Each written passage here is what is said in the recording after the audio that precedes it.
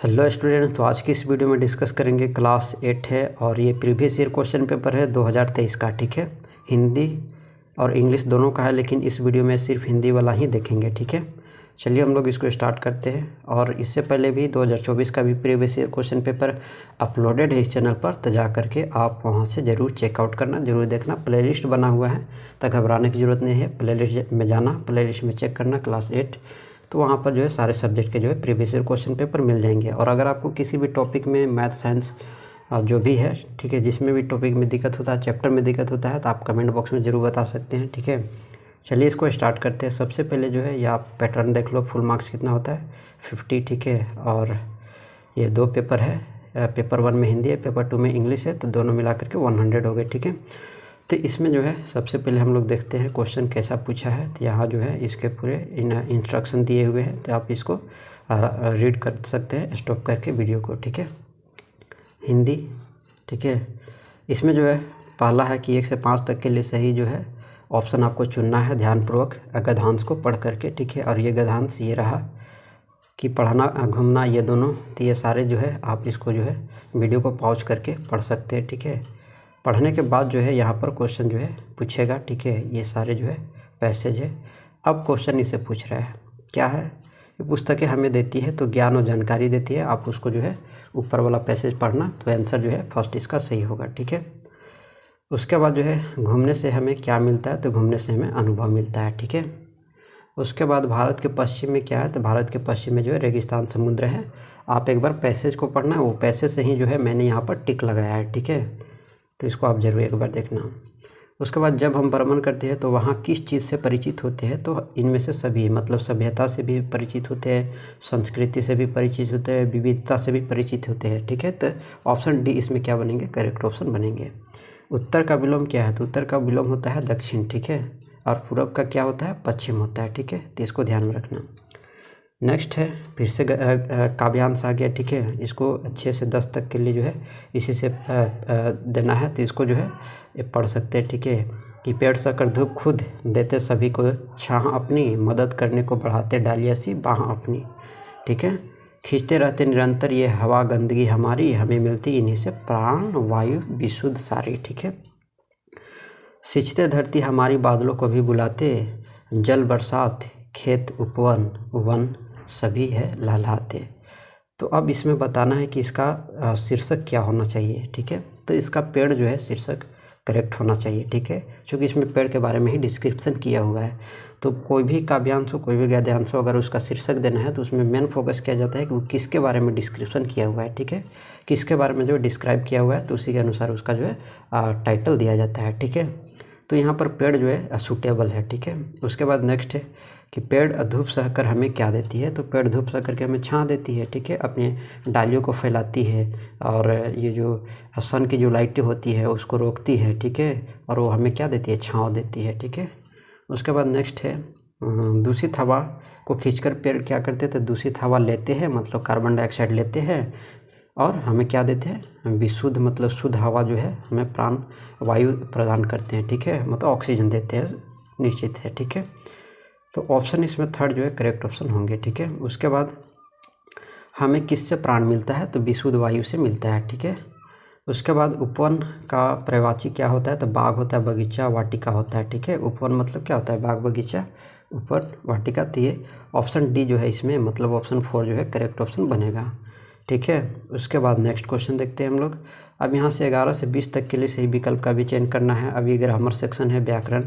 व्याकरण में किसी में भी दिक्कत होता है, संज्ञा सर्वनाम है ना, प्रत्यय हो गया है ना, और संधि विच्छेद हो गया, उधर उपसर्ग हो गया, तो किसी में भी दिक्कत होता है तो आप एक बार कमेंट बॉक्स में जरूर बताना। ठीक है, अग्नि का तद्भव रूप बताना है, अग्नि का आग होगा तद्भव रूप। ठीक है, उसके बाद उच्चारण शब्द का संधि विच्छेद क्या होगा, तो उत्प्लस चारण होगा। ठीक ना, तो ऑप्शन इसमें क्या होगा, सेकंड सही है। सम्मान का विलोम क्या होता है, सम्मान का अपमान होता है ना, अपनापन नहीं होता है, ये गलत है, ये गलत है, ये गलत है। ऑप्शन थर्ड इसमें सही है, अपमान। उसके बाद पुत्र का पर्यायवाची शब्द क्या है, तो पुत्र मतलब बेटा। ठीक है, और पुत्री मतलब बेटी। ठीक ना, तो इसको ध्यान में रखना। अभिमान शब्द में उपसर्ग बताना है, तो अभी जो है इसमें उपसर्ग है, तो अभी जो है मतलब सेकेंड ऑप्शन करेक्ट होगा। उसके बाद जो है यहाँ आइए, आई प्रत्यय से बना शब्द है क्या, तो आई से बनता है पढ़ाई, कढ़ाई, चढ़ाई, है ना, ये सभी बनते हैं। तो इसमें पढ़ाई जो है करेक्ट है। अब इया प्रत्यय से क्या बनता है, छलिया, जड़िया, है ना। उसके बाद ये प्रत्यय से क्या बनता है, भारतीय, राजकीय, और बहुत सारे ऐसे हैं, ठीक है, जो बनते हैं, ठीक है। उसके बाद सेनापति में कौन सा समास है, सेनापति में तत्पुरुष समास है, अब इसको ध्यान रखना, ठीक है। उसके बाद टोकरी में रसीले आम रखे हैं, तो इसमें विशेषण बताना है। तो रसीला जो है वो विशेषण है, तो रसीला इसमें क्या है, विशेषण है। आम यहाँ पर क्या है, आप कमेंट बॉक्स में ज़रूर बताना, ठीक है। टोकरी क्या है, ये भी आप कमेंट बॉक्स में ज़रूर बताना। नेक्स्ट क्वेश्चन जो है देखते हैं कि मिद्दू डैश रखाल के साथ कुछ अमृत भिजवाए थे, कारक चिन्ह जो है इसमें भरना है। तो इसमें ने जो कारक चिन्ह है वो करेक्ट ऑप्शन बनेगा, ठीक है। उसके बाद हाथ मलना का मुहावरा का सही अर्थ क्या होता है, तो हाथ मलना मतलब पछताना होता है, ठीक है। तो बहुत पछताना, ऑप्शन 4 जो है करेक्ट ऑप्शन मिलेगा, होगा, ठीक है। अब आ जाते हैं खंड ग में पाठ्य पुस्तक से जो है ये, ठीक है। गद्यांश को पढ़ करके जो है आपको आंसर देना है, ठीक है।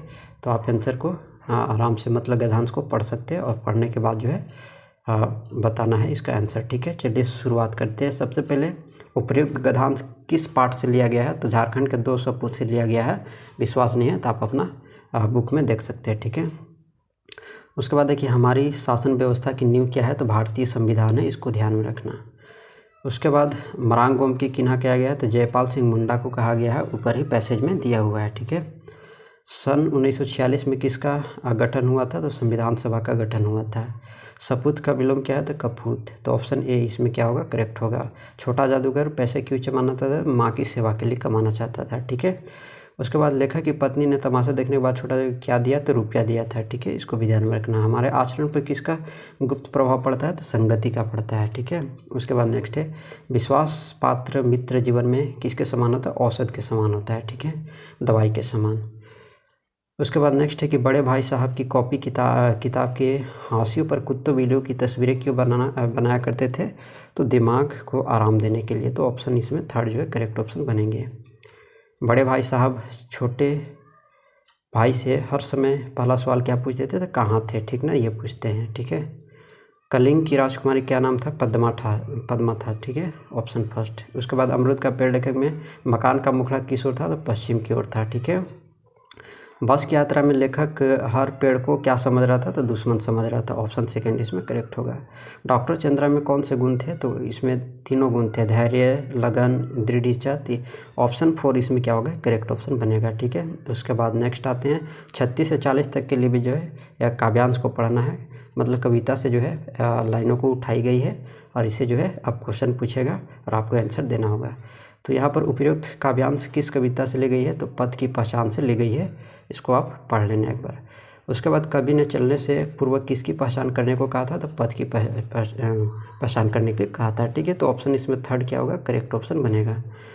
बटोही का क्या अर्थ है, बटोही का अर्थ होता है राही, यात्री, पथिक, तीनों होता है, ठीक है, तीनों होता है, तो ऑप्शन इसमें 4 सही होगा, ठीक है। उसके बाद है कि कुछ लोग राह पर क्या छोड़ गए हैं, तो पद चिन्ह छोड़ गए हैं, इसको ध्यान में रखना।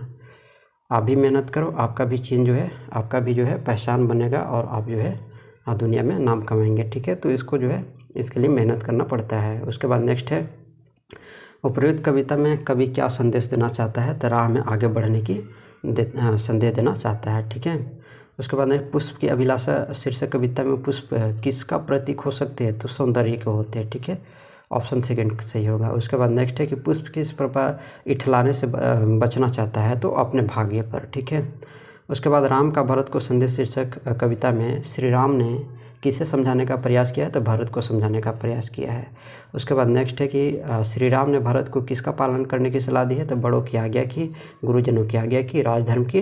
तो इनमें से सभी जो है मतलब ऑप्शन 4 इसमें करेक्ट ऑप्शन बनेगा। उसके बाद नेक्स्ट है कि तुलसीदास जी के अनुसार मुखिया को कैसा होना चाहिए, तो मुख होना चाहिए, ठीक है।